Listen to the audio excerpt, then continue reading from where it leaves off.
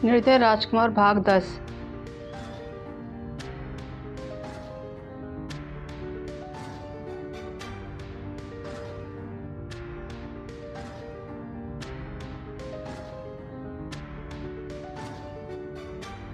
Historical house से निकलकर Alex राजमहल पहुंच जाती है। हैरानी वाली बात यह है कि ब्रायन के घर की तुलना में राजमहल में प्रवेश करना और भी आसान है।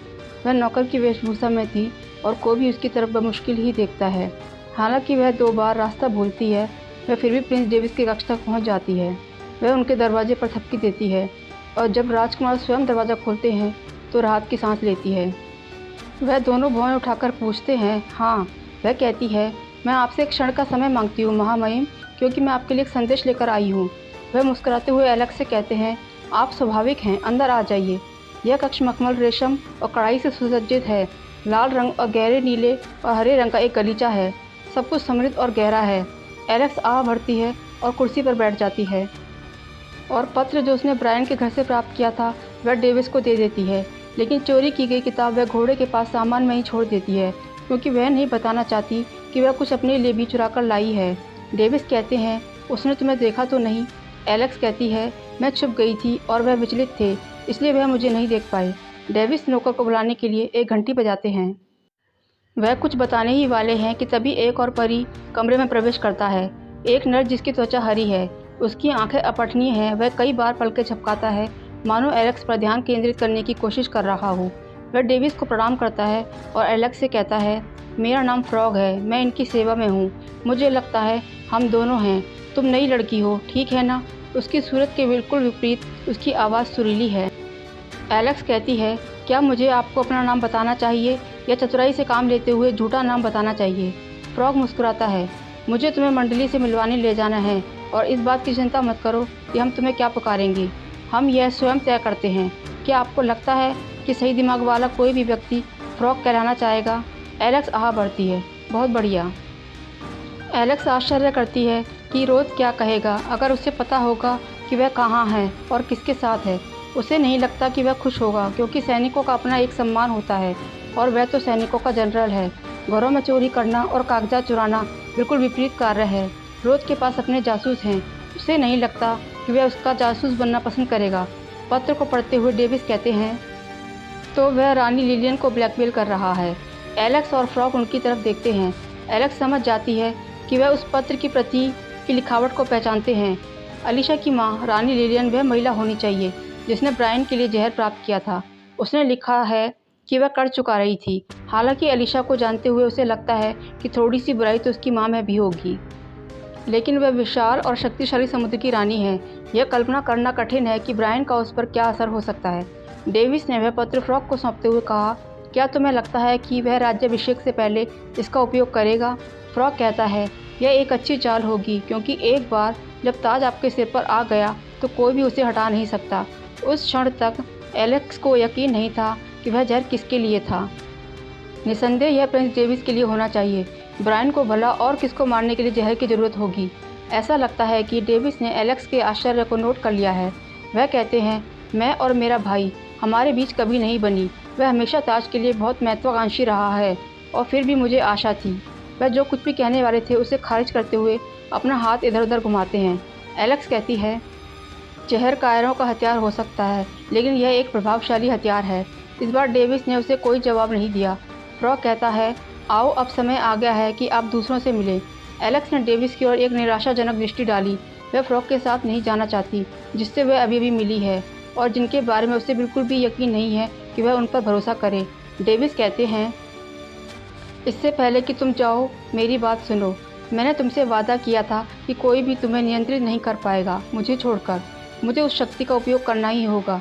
एलेक्स वाइट, तुम मेरे और मेरे किसी जासूस के बारे में कभी किसी को नहीं बताओगी। तुम उनके रहस्यों, उनके मिलने के स्थानों, उनके सुरक्षित घरों को कभी उजागर नहीं करोगी। जब तक मैं जीवित हूँ तुम इसका पालन करोगी। एलेक्स पर डेविस के जादू का प्रभाव होता है।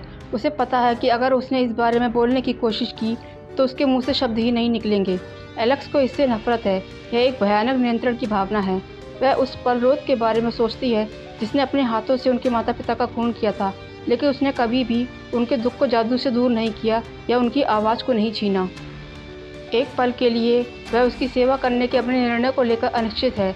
एलेक्स महल के माध्यम से फ्रॉग का अनुसरण करते हुए चलना शुरू करती है। कुछ देर चलने के बाद फुसफुसाते हुए वह फ्रॉग से कहती है, हम कहाँ जा रहे हैं? वह कहता है, बस थोड़ा सा आगे। वह एक अलमारी खोलता है और अंदर चढ़ जाता है। वह उससे कहता है, ठीक है, चलो अंदर आओ और अपने पीछे दरवाज़ा बंद करो। एलेक्स उसे याद दिलाते हुए कहती है, मैं अंधेरे में नहीं देख सकती। वह गुर्राता है। एलेक्स अपने आप को कसकर मोड़कर अंदर जाती है ताकि उसका कोई भी हिस्सा उसे न छुए और फिर अपने पीछे कैबिनेट का दरवाज़ा बंद कर लेती है। वह लकड़ी की खिसकने की आवाज़ सुनती है और ठंडी नम हवा का झोंका महसूस करती है। उसने एलेक्स का हाथ सावधानी से पकड़ रखा है, लेकिन वह उसके पंजे महसूस कर सकती है। जब वह उस छोटे से रास्ते से निकली तो महल के शराब के तहखाने के ऊपर एक संकीर्ण मंच पर थी। उसकी आंखें अभी भी ठीक हो रही हैं, लेकिन जितना वह देख सकती है कि महल के नीचे मार्कों का जाल फैला हुआ है। उसे आश्चर्य है कि कितने लोग हैं जो उन रास्तों के बारे में जानते हैं। वह यह सोचकर मुस्कुराती है कि वह उन कम लोगों में से एक है जो इनके बारे में जानते हैं। शायद रोज़ भी नहीं जानता होगा और ज़रूर लूसीफर भी नहीं जानता होगा। यही सोचकर वह खुशी से चौड़ी होती है। वह फ्रॉग से कहती है, क्या अब आप मुझे बताने के लिए तैयार हैं कि हम कहाँ जा रहे हैं, या जब हम वहाँ पहुँचेंगे तो क्या होगा? वह गुर्राते हुए कहता है, इसका पता लगाओ, जारी रखो। वह कहती है, आपने कहा था कि हम दूसरों से मिलने जा रहे हैं और प्रिंस डेविस ने मुझे किसी भी छिपे हुए स्थान को उजागर न करने का वादा लिया, तो जाहिर है कि हम आपकी मांद में जा रहे हैं। लेकिन इससे मुझे यह नहीं पता चलता कि हम वहाँ पहुँचकर क्या करने वाले हैं। तभी एलेक्स किसी चीज़ से टकराती है और वह अपना माथा रगड़ती है। फ्रॉग कहता है, तुम वास्तव में अंधेरे में नहीं देख सकती। वह कहती है, मैंने तुमसे कहा था कि मैं नहीं कर सकती। फ्रॉग एलेक्स को याद दिलाते हुए कहता है, लेकिन तुम झूठी हो, मैं तुम्हारी कही गई हर बात पर विश्वास नहीं करने वाला हूँ। एलेक्स मांग करते हुए कहती है, मैं ऐसी किसी चीज़ के बारे में झूठ क्यों बोलूँगी? उसने उसके प्रश्न को हवा में ही लटका दिया। फ्रॉग दरवाज़ा खोलता है और दालान में रोशनी भर जाती है, जिससे एलेक्स को अपना हाथ अपने चेहरे के सामने फेंकना पड़ता है। पलकें झपकाते हुए वह प्रिंस डेविस के जासूसों के गुप्त ठिकाने को देखती है। इसके चारों तरफ मिट्टी भरी हुई है, दीवारें अंदर की ओर मुड़ी हुई हैं और छत गोल है। कमरे में एक बड़ी मेज है और उस पर 2 परियां बैठी हैं जिनसे वह कभी नहीं मिली। वे दोनों उसे अप्रसन्नता से देख रहे हैं। फ्रॉग कहता है, छाया के न्यायालय में आपका स्वागत है। डेविस की जासूसी मंडली के 2 अन्य सदस्यों के भी कोड नाम हैं। वहाँ एक दुबला पतला सुंदर परी है जो कम से कम आंशिक रूप से मानव जैसा दिखता है। वह आंख मारकर एलेक्स से कहता है कि वह उसे भूत कहे। उसके बाल रेतीले रंग के हैं जो किसी इंसान के लिए सामान्य हैं, लेकिन परी के लिए असामान्य, और कान आंशिक नुकीले हैं। दूसरी एक छोटी नाजुक लड़की है। उसकी त्वचा हिरनी की तरह भूरी है। उसके बाल उसके सिर के चारों ओर सफ़ेद रंग के बादल हैं, और यह वही लड़की है जिसने राजमहल में कार्यक्रम के दौरान चोरी की थी। वह कहती है, मैं बम हूँ, मुझे चीज़ों को उड़ा देना पसंद है। एलेक्स उनकी 2 टूक बात पर सिर हिलाती है, क्योंकि वह बचपन से परियों के बीच में रह रही है, इसलिए वह इसकी आदी है। एलेक्स को समझ नहीं आ रहा था कि वह उनसे कैसे बात करे। वह कहती है, तो क्या आप लोग केवल 3 ही हैं? तभी फ्रॉग कहता है, अब हम 4 हैं। हम यह सुनिश्चित करते हैं कि प्रिंस डेविस जीवित रहें और उन्हें अदालत के कार्यों के बारे में अच्छी तरह से सूचित करें। हम उनका राज्याभिषेक सुनिश्चित करने के लिए चोरी करते हैं और धोखा देते हैं, और जब वह नए राजा होंगे हम यह सुनिश्चित करने के लिए चोरी करेंगे और धोखा देंगे कि वह सिंहासन पर बने रहें। एलेक्स मंजूरी देती है। यह देखने के बाद कि ब्रायन कैसा है, वह पहले से कहीं अधिक चाहती है कि डेविस सिंहासन पर बैठे। रोज भी उनके पक्ष में ही रहेगा, और अगर वह खुद को पर्याप्त उपयोगी बनाती है तो उसका ओहदा बढ़ जाएगा। फ्रॉग कहता है, आप 2 चीज़ें कर सकती हैं जो हम में से बाकी लोग नहीं कर सकते। 1, आप मानव सेवकों के साथ घुल मिल सकती हैं। 2, आप शाही लोगों के बीच घूम सकती हैं। हम आपको कुछ अन्य तरकीबें सिखाने जा रहे हैं, इसलिए जब तक आप सीधे राजकुमार से कोई दूसरा मिशन नहीं मिल जाता, आपका काम वही है जो मैं कहता हूँ। एलेक्स मंजूरी देती है। उसे ऐसी ही किसी चीज़ की उम्मीद थी, इसलिए वह कहती है, मैं हमेशा दूर नहीं जा सकती। मैंने आज कक्षाएं छोड़ दी, लेकिन मैं हर समय ऐसा नहीं कर सकती, नहीं तो कोई देख लेगा और पूछेगा कि मैं कहाँ गई थी। और रुथ को उम्मीद है कि मैं आधी रात के आसपास उसके और परिवार के बाकी सदस्यों के साथ रात्रि भोजन करूँगी। फ्रॉग भूत की तरफ देखता है और कंधे उचकाता है। भूत एलेक्स से कहता है, अदालत में घुसपैठ करने में हमेशा यही समस्या रहती है, बहुत सारे शिष्टाचार में समय लगता है। आप घर से कब निकल सकती हैं? वह कहती है, मैं बिस्तर पर लेटने के बाद चुपचाप बाहर निकल सकती हूँ। फ्रॉग कहता है, बहुत बढ़िया, हम में से एक आपसे घर के पास मिलेगा और या तो आपको प्रशिक्षित करेगा या आपको कोई असाइनमेंट देगा। तुम्हें हमेशा यहाँ घोंसले में आने की ज़रूरत नहीं है। भूत सिर हिलाता है। बम उसके पास आते हुए कहती है, तो आइए आराम करें। एलेक्स अपनी सांस रोक लेती है। आगे जो भी होगा वह सहन कर सकती है, लेकिन बम केवल हंसने लगती है और फ्रॉग उसे एक चंचल धक्का देता है। भूत उसकी ओर सहानुभूतिपूर्ण दृष्टि से देखता है और अपना सिर हिलाता है। वह देखती है कि उसकी आंखें बदलते भूरे रंग की हैं। वह कहता है, अगर प्रिंस डेविस कहते हैं कि आप छाया के न्यायालय का हिस्सा हैं, तो आप हैं, इसलिए निराश होने की ज़रूरत नहीं है। हम आपका साथ देंगे। एलेक्स राहत की सांस लेती है। बम एक चेहरा बनाते हुए कहती है, जब तुम्हें अपना नाम मिलेगा तो तुम्हें पता चल जाएगा कि तुम वास्तव में हम में से एक हो। इतनी जल्दी इसकी उम्मीद मत करो। भूत एक कैबिनेट में जाता है और हल्के रंग के तरल पदार्थ की आधी खाली बोतल और 4 कप निकालता है। वह 4 शॉट बनाता है और बताता है, यह आपको किसी भी अन्य पेय से अधिक भ्रमित नहीं करेगा। फ्रॉग कहता है, ब्रायन एक समस्या बनता जा रहा है। बम कहती है, मुझे इसके बारे में सब कुछ गलत लगता है। यदि वह महाराज लुसियन के पास जाने वाला होता तो वह पहले ही ऐसा कर चुका होता। भूत उठते ही अपने दुबले पतले शरीर को फैलाता है और कहता है, मुझे लड़की को घर ले जाना चाहिए, देर हो रही है। वह उसे याद दिलाते हुए कहती है, एलेक्स। वह मुस्कुराता है और कहता है, मैं एक शॉर्टकट जानता हूँ। वे सुरंगों से वापस जाते हैं और उसका पीछा करना एक चुनौती है, क्योंकि जैसा कि उसके नाम से पता चलता है, वह लगभग पूरी तरह से चुपचाप चलता है। बहुत कष्टदायक लंबे समय के बाद एक द्वार खुलता है जो महाराज का शराब खाना है। एलेक्स पूछती है, तो यही तुम्हारा शॉर्टकट है? वह आंख मारता है और कहता है, इस रास्ते से गुजरते समय अगर कुछ बोतलें मेरे थैले में गिर जाती हैं तो इसमें शायद ही मेरी कोई गलती होगी, है ना? वह जोर से हंसने पर मजबूर हो जाती है। एलेक्स को अजीब लग रहा था, क्योंकि वह इस बात की आदी नहीं है कि परिवार के बाहर कोई भी व्यक्ति उसे अपने चुटकुलों में शामिल करे।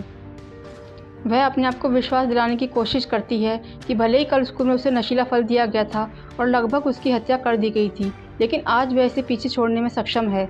वह ठीक है। जब वह घर पहुंचती है तो अंधेरा हो चुका था। ऑलिव पेड़ों के आसपास दौड़ते हुए खेल रहा है। तभी वह देखती है कि जैक भी वहाँ पर है।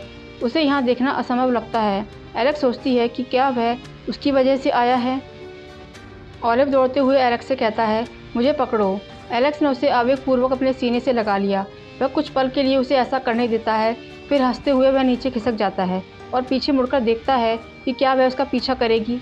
वह सोचती है कि वह बूढ़ी हो जाएगी, लेकिन ऑलिव हमेशा जवान रहेगा। क्या वह भी उसका तिरस्कार करेगा? क्या वह लूसीफर की तरह क्रूर हो जाएगा? क्या वह रोथ की तरह क्रूर हो जाएगा? जैक उसकी तरफ दौड़ते हुए आकर कहता है, हेलो, आप कहाँ गई थी? एलेक्स मुस्कुराहट के साथ शब्दों को नरम करते हुए कहती है, आपसे कोई मतलब नहीं है। वह कहता है, आहा, रहस्यमय महिला, मेरी सबसे पसंदीदा किस्म। उसकी लोमड़ी जैसी आंखें चमक रही हैं। वह एक प्रेमी की तरह दिखता है जो किसी गाथा गीत से बाहर आया हो। वह कहता है, मुझे आशा है कि आप कल स्कूल आएंगी।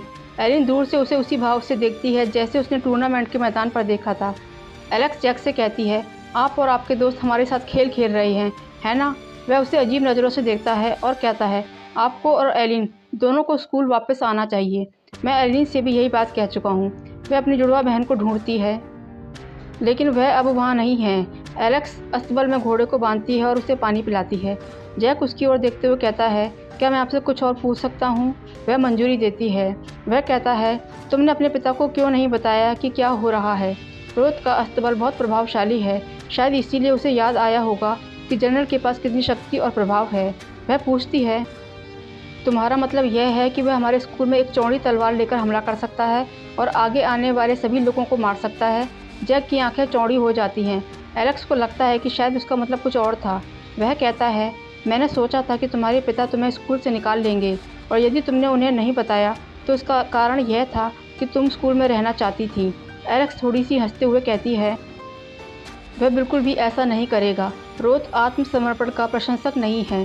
तभी अस्तबल के ठंडे अंधेरों में वह उसका हाथ थाम लेता है और कहता है, तुम्हारे बिना वहाँ अच्छा नहीं लगता। उसकी तीव्रता इतनी अच्छी है और जिस तरह से वह उसे देख रहा है उसे शर्म आती है।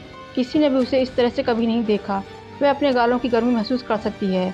वह उसका एक हाथ अपने मुंह तक लाता है और अपने होठों को उसकी हथेली पर दबाता है। अचानक ही वह खुद को अधिक गर्म और तनावग्रस्त महसूस करती है। हल्के से खींचकर वह उसे अपने करीब लाता है। उसका एक हाथ उसके चारों ओर है। वह चुंबन के लिए झुकता है और तभी एलिन उसे पुकारती है, एलेक्स, और बेचारे दूर चले जाते हैं। वह लड़खड़ाकर जैक से दूर हो गई। उसका चेहरा गर्म है।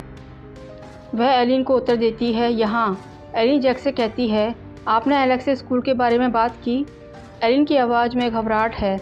एलेक्स को आश्चर्य है कि उसके लौटने से पहले उन्होंने क्या बात की थी। जैक झुकते हुए दोनों से कहता है, कल तक। एलेक्स उसे जाते हुए देख रही है। वह एलिन की ओर देखने की हिम्मत नहीं करती। उसे डर है कि वह सब कुछ उसके चेहरे पर देख लेगी, पूरे दिन की घटनाएं और लगभग चुंबन। वह बात करने के लिए तैयार नहीं है, इसलिए वह उसे टाल देती है।